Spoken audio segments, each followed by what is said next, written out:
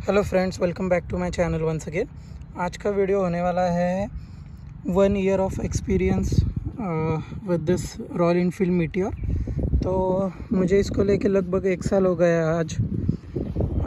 इसी last year March में इसकी मैंने डिलीवरी ले ली थी। तो इसका 3rd-4th सर्विसिंग भी मेरा हो गया है, उसका भी मैं आपको एक्सपीरियंस शेयर करता हूँ।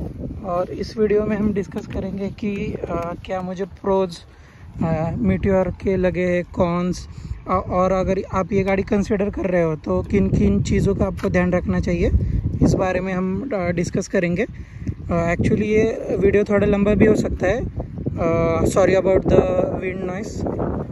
और ये ज़रा वीडियो रॉ होने वाला है, मतलब ज़्यादा मैंने इसका स्क्रिप्टिंग वगैरह कुछ नहीं किया है। डायरेक्टली जो भी पॉइंट मेरे मन में आ रहे हैं मैं आपको इन्फॉर्म कर देता हूँ। तो लगभग ये बाइक मुझे लेके 1 साल हो गया, जैसे मैंने आपको बताया। और ये दिस इज़ अराउंड 2,40,000 की मुझे पड़ी है। और चॉइस नंबर वगैरह था तो उसके अलग से 6-7 हज़ार। तो according to your state, your city, आपके प्राइजेस वेरी भी हो सकते हैं। और ये प्राइसिंग मैं आपको 2021 मार्च की बता रहा हूँ, जब मैंने डिलीवरी ली। बट मैंने बाइक की थी उसके 6 महीने पहले, मतलब ऑलमोस्ट इन आई बिलीव अक्टूबर-नवंबर 2020 में। तो 6 महीने बाद मुझको डिलीवरी मिली थी और मार्च में मैंने इसकी डिलीवरी ली लास्ट ईयर। तो अभी लगभग 1 साल हो गया है।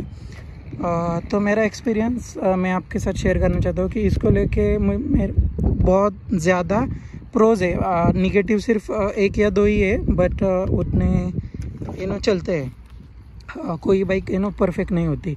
और ये ये जो वीडियो में मैं आपसे बातचीत करने वाला हूँ इसके बारे में कि आप जब भी कोई बाइक खरीदे तो आपका व्यू क्या होना चाहिए। अभी ये जो बाइक है ये मेरी तीसरी बाइक है। तो फर्स्ट मेरी पैशन प्रो थी, जो भी मेरी नहीं थी, मेरी बाइक ही थी। तो मैंने उसको काफ़ी चलाया है कॉलेज वगैरह लेके जाकर डिप्लोमा में। और उसके बाद मैंने खुद की होंडा यूनिकॉर्न डैज़लर ली, उसके साथ भी मैंने काफ़ी साल गुजारे हैं। और उसके बाद ये मेरी अभी 3rd बाइक है। तो मुझे एक रफ सा आइडिया है कि क्या एक्सपेक्ट करना चाहिए, किन किन चीज़ों का ध्यान वगैरह रखना चाहिए। तो उसका मैं एक्सपीरियंस आपके साथ शेयर करता हूँ। तो फर्स्ट ऑफ ऑल कि मुझे अभी 1 साल हो गए, तो मुझे बाइक में से कोई भी दिक्कत नहीं है अभी तक कि कोई क्वालिटी इशू 1-2 है ऐसे एकदम माइनर से, बट नथिंग मेजर। और कोई ऐसी परेशानी भी नहीं हुई है कि कुछ मेजर इशू वगैरह, ऐसा कुछ भी अभी तक नहीं हुआ है। जो इश्यूज़ मेरे साथ हुए जो माइनर थे मैं आपको वो डिस्कस करूँगा ही, बट मेजर कुछ नहीं थे। और परफॉर्मेंस काफ़ी अच्छी है, पावर बढ़िया है, एक 3.5 सीसी है, तो उसके हिसाब से काफ़ी बेहतरीन पावर है। और मैं काफ़ी सेटिस्फाइड हूँ इससे। और दूसरी एक चीज़ मैं इसके बारे में आपको बताना चाहता हूँ कि इसकी कॉस्टिंग तो अभी आई गेस 15 से 20,000 से बढ़ गई है, 15 to 20। तो अब ज़्यादा महंगी हो सकती है ये बाइक अगर आप कंसिडर कर रहे हो। तो अभी इसके राइवल्स भी कुछ आ रहे हैं, तो आप काफ़ी रिसर्च करके आप उनकी तरफ भी देख सकते हैं। मैं मेरा यहाँ पर एक ऑनेस्ट ओपिनियन देता हूँ।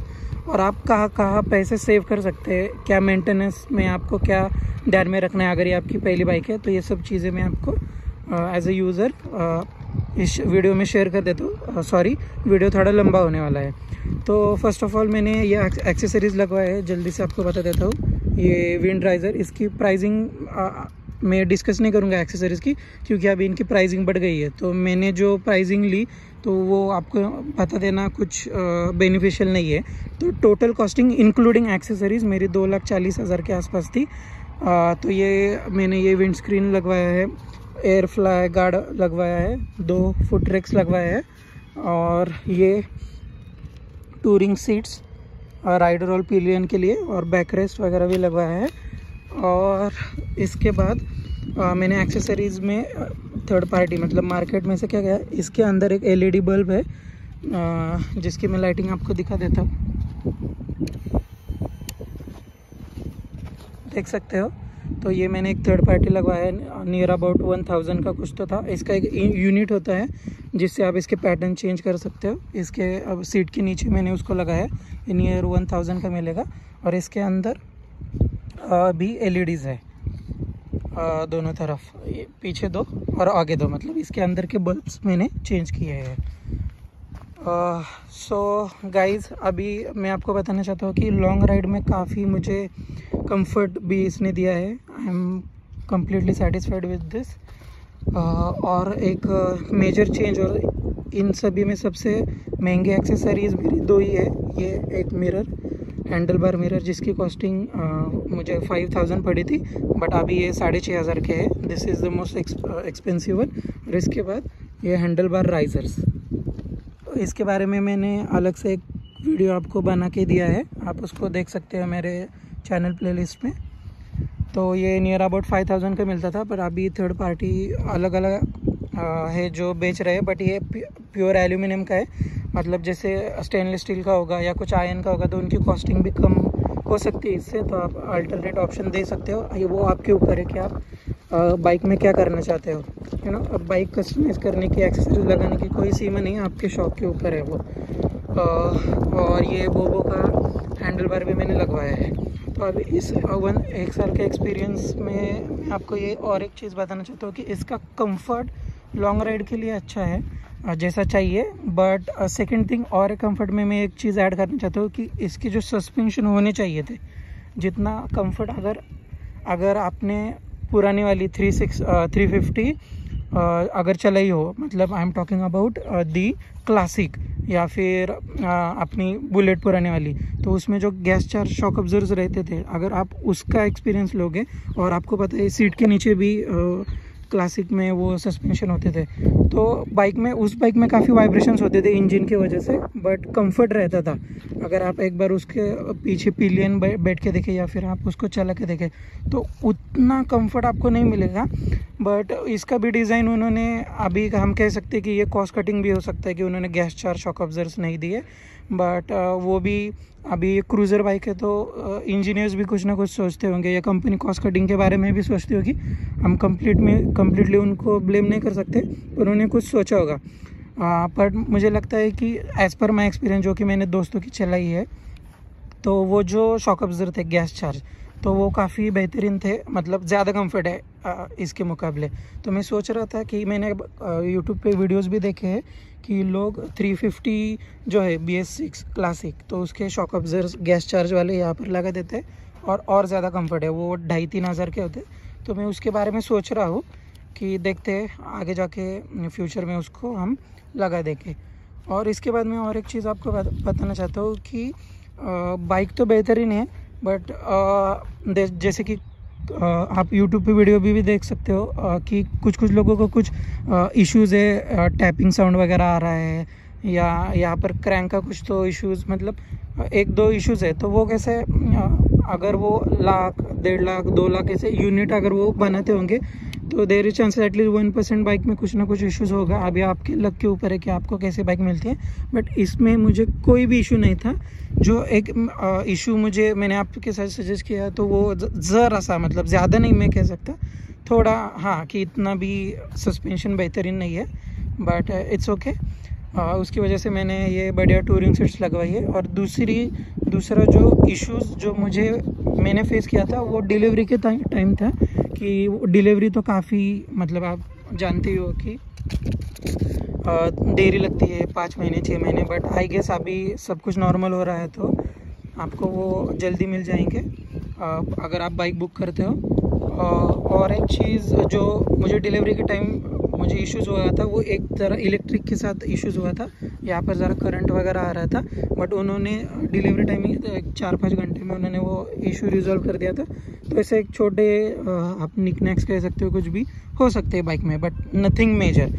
तो इसका जो स्ट्रॉन्ग पॉइंट है इसका engine, I am really loving it. इससे हीट जनरेट होती है, तो आप हीटिंग का इशू, इसका ऐसा मेजर इश्यूज़ नहीं कह सकते। अगर ये 350 cc की बाइक है, वो भी एयर कूल्ड, तो आप इश्यूज़ इसमें कंसिडर कर ही सकते हो कि हाँ भाई ये एक इशू नहीं है, बट अगर ये ऑयल कूल्ड नहीं है तो हीट तो करेगा ही। तो आपको इसकी वजह से कंपेयर करने के लिए क्या करना पड़ेगा, आपको पुरानी क्लासिक वगैरह चलानी पड़ेगी या दूसरे 350 सीसी 400-500 सीसी के बाइक, 200 सीसी के बाइक राइड करना पड़ेगा, तो आपको पता चलेगा। अगर कोई भी कर रहा है अरे यार इसका हीटिंग इशू है, तो एक्चुअली क्या इशू है, वो हीटिंग मतलब कितना हो रहा है, जनरल बाइक्स में कितना होता है, तो वो एक्सपीरियंस ही आपको पता चलेगा। मेरे पास जो पहले यूनिकॉर्न डैज़लर थी 150 सीसी वाली, उसमें भी मुझे हीटिंग इसकी जितनी हीटिंग जनरेट होती उतनी होती थी। वो तो होंडा जापानीज़ कंपनी है, फिर भी होती थी। तो आप कर सकते हैं। और जनरली लोग कहते हैं कि होंडा की बाइक ज़्यादा रिफाइन होती है, तो इसका हीटिंग इशू ऐसा मेजर नहीं है। ये 350 सीसी की बाइक है, तो थोड़ा हमें कंसिडर करना पड़ता है।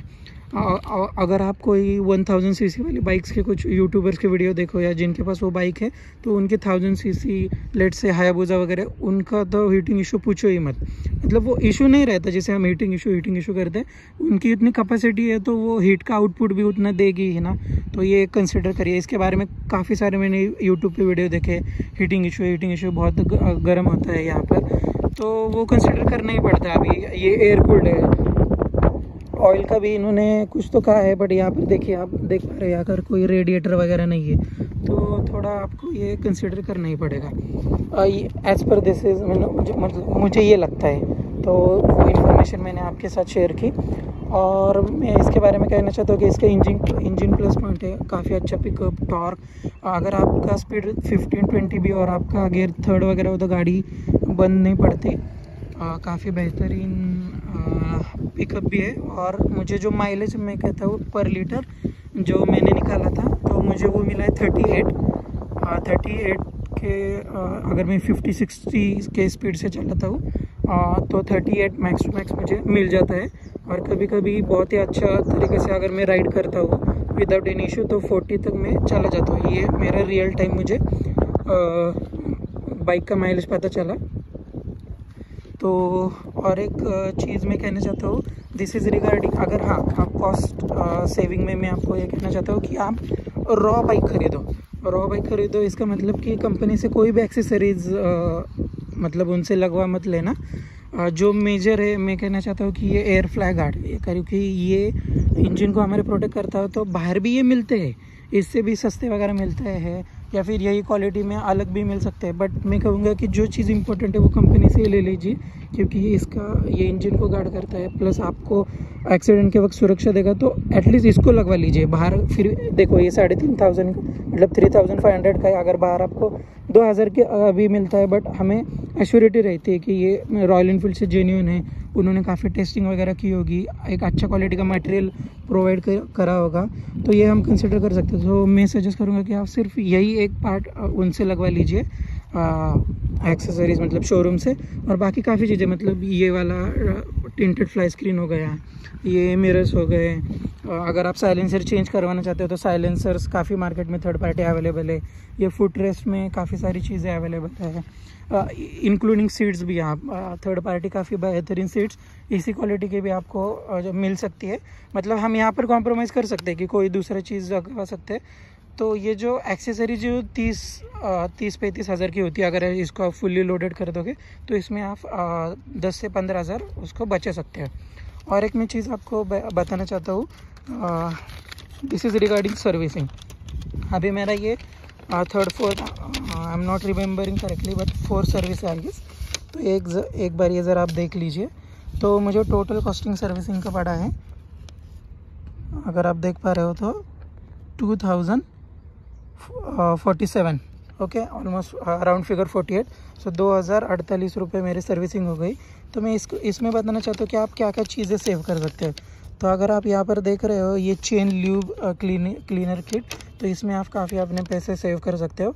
तो एक्चुअली अगर आप चेन ल्यूब और क्लीनर किट जो 500 रुपये में आपको दोनों बॉटल मिल जाएगी, 200-250 की एक रहती है क्लीनिंग और लुब्रिकेशन का, रॉयल एनफील्ड का ही मैं कह रहा हूँ। अगर आप चाहते तो मोटूल 3M के भी ले सकते हो, तो आपको 500 रुपीज़ में मिल जाएंगे। और उसके साथ आप आपके बाइक की चेन लुब्रिकेशन और क्लीनिंग घर बैठे बैठे 9 या 9 to 10 टाइम्स घर पे बैठे कर सकते हो।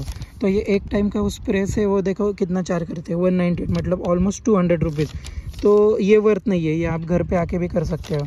ये नॉर्मल उनका जो सर्विस किट रहता है जो अपना 3rd 4th सर्विस में होता है इतने किलोमीटर हो जाने के बाद, तो ये उसकी कॉस्टिंग है 845। मतलब ये इस कॉस्टिंग में क्या क्या इंक्लूड रहता है कि वो कभी एयर फिल्टर चेंज करते हैं, ऑयल फिल्टर, गैस किट, ऐसी चीज़ें वो चेंज करते हैं। तो इसकी टोटल कॉस्टिंग यहाँ पर उन्होंने मेंशन की है। ये सर्विस किट रहता है, इसमें वो चीज़ें चेंज करनी ही पड़ती है, तो ये 845 होगा। और ये जो liquid gun semi synthetic oil है 15W50 का, तो इसकी कॉस्टिंग 702 रुपये है। तो अगर आपकी 1st 3rd या इसके बाद जो भी सर्विसिंग रहेगी तो आपकी 700 से 800 रुपीज़ में वो सर्विसिंग होती है। तो सर्विसिंग में यही इंपॉर्टेंट रहता है, राइट, हमें ऑयल चेंज करवाना पड़ता है, तो आप इसको चेंज करवा सकते हो। तो इसकी 700 से 800 तक का आपका सिटी के अनुसार आपको प्राइसिंग पड़ जाएगी। और ये आपका 10,000 से लेके 50,000 के बीच ही ये सर्विस किट चेंज कराना पड़ता है। तो हम कंसिडर कर सकते हैं कि आपका सर्विसिंग 800 रुपये से लेकर 1,500 रुपये तक हो जाएगा 1st to 4th और उसके बाद वाले। तो इसके बाद ये जो कुछ चीज़ें होती है, ये कंज्यूमेबल चार्जेस है, एक्स्ट्रा वो लगवा ही लेते हैं कुछ ना कुछ। अगर इसके बारे में आप इनको इन्फॉर्मेशन भी पूछोगे तो वो ये कहेंगे हमने ये यूज़ किया, वो यूज़ किया, तो इसके वो चार्जेस है। तो इसके बारे में हम कुछ ज़्यादा उनके साथ आर्ग्यू भी नहीं कर सकते। फिर इसके बाद ये जो यहाँ पर आप देख पा रहे हो 4 service 18 months to 15 kilometre service, तो उसके उन्होंने कुछ चार्जेस नहीं लिए क्योंकि फ्री सर्विसिंग थी। और व्हीकल पॉलिशिंग के 184 रुपीज़ लिए और व्हीकल वॉशिंग के कुछ भी नहीं, क्योंकि वो कंपनी की तरफ से। तो आप कौन कौन से प्राइसिंग में सेव कर सकते हो, इसके 2,000 रुपये। ये पॉलिशिंग वगैरह 200 रुपये, सॉरी। तो ये पॉलिशिंग वगैरह करवाने की कोई ज़रूरत नहीं, 200-250 में आपको वो मैंने इसके बारे में भी वीडियो बनाया है। 3M का मोटूल का एक पॉलिशिंग का ऐसा एक वैक्सिंग का डब्बा रहता है, आप उसको 200-250 में ख़रीदोगे तो 50 से लेकर 100 बार आप इसकी पॉलिशिंग करवा सकते हो। और वो पॉलिशिंग भी इतनी अच्छी नहीं करते, एक सिर्फ नॉर्मल एक पॉलिश रहता है और उसको स्पॉन्ज से रब करते हैं, 5 मिनट में इसका वो पॉलिशिंग करवा देते हैं। तो ऐसा नहीं है कि ये बहुत बड़ा मशीन वगैरह लेके बफरिंग वगैरह करके करते हैं, तो ऐसी कुछ बात नहीं है। तो यहाँ पर आप 200 रुपये सेव कर सकते हो। और इसके बारे में अगर आपकी सिटी में आप देख सकते हो कि कंज्यूमेबल में हम कुछ कम कर सकते हैं या नहीं, ये नहीं होगा तो अच्छी बात है, बट वो कुछ ना कुछ बहस करके इसका भी चार्जर सबसे निकलवा लेते हैं। और ये चेन लूप, तो ये मैं सजेस्ट करूँगा कि आप ये कभी भी उनसे मत करवा लेना, ये काफ़ी आसान है। सिर्फ आपका जो चेन रहता है उसके ऊपर आपको वो 2 स्प्रेज रहते हैं, गाड़ी को डबल स्टैंड पे लगा दो, फर्स्ट गियर पे डाल दो, ये टायर रोटेट रहेगा, आप देखना यहाँ पर ज़्यादा टच ना करे, और उसको स्प्रे को आप छिड़क दो उसके ऊपर, फिर वो क्लीन हो जाएगा क्लीनर से, और फिर आप लूप कर सकते हो। तो ये चीज़ें आप करवा सकते हो उससे। और मैं कह सकता हूँ कि बाकी कुछ ऐसा मेजर आपके साथ शेयर करने के लिए नहीं है। मैं कह सकता हूँ कि आप डेफिनेटली इस बाइक को कंसिडर कर सकते हो। और मैं उनको भी सजेस्ट करूँगा कि जो हाइट में छोटे हैं और जो रॉयल इनफील्ड को हमेशा से ख़रीदना चाहते हैं, उनका ड्रीम है, जिनकी हाइट 5.4 से लेके 5.6 के बीच में है, मतलब ये शॉर्टर हाइट की तरफ हो जाता है। बाकी 5.6 के ऊपर वाले तो ले सकते हैं अलग अलग ऑप्शंस पे। इसका सीट हाइट रियली लो है, तो लड़कियां भी इसको, मतलब आप जानते हो कि वीमेन की हाइट मेन से मोस्ट ऑफ द टाइम यही होती है, छोटी ही होती है, तो आप डेफिनेटली इसको कंसिडर कर सकते हो। वीमेंस भी अगर आप मेन हो जिसकी हाइट 5.4 से लेकर 5.4 से लेकर 5.6 के अंदर है, तो डेफिनेटली आप इसको कंसिडर कर सकते हो। सो अगर कोई भी आपकी थॉट्स है, आपके कोई क्वेश्चन है, प्लीज़ ड्रॉप डाउन कर देना कमेंट सेक्शन में, उसको मैं आंसर करने की डेफिनेटली ट्राई करूँगा। और अगर आप छोटे जो एक्सेसरीज़ है या फिर मैंने जो फ़ोन होल्डर या फिर टैंक बैज वगैरह, ये रैप वगैरह, इसके बारे में कुछ इन्फॉर्मेशन चाहिए तो मेरी प्लेलिस्ट देख सकते हो, वहाँ पर मैंने डिटेल आपको सभी चीज़ें बता दी है। सॉरी इस वीडियो काफ़ी लंबा हो गया, पर मैं हमेशा ये कोशिश करता हूँ कि मैं रॉ रखूँ, जो मेरे माइंड में है। मैं कोई स्क्रिप्टिंग वगैरह रेडी नहीं करता, जो भी माइंड में है वही बोलना चाहता हूँ। So that's it for today guys, bye bye.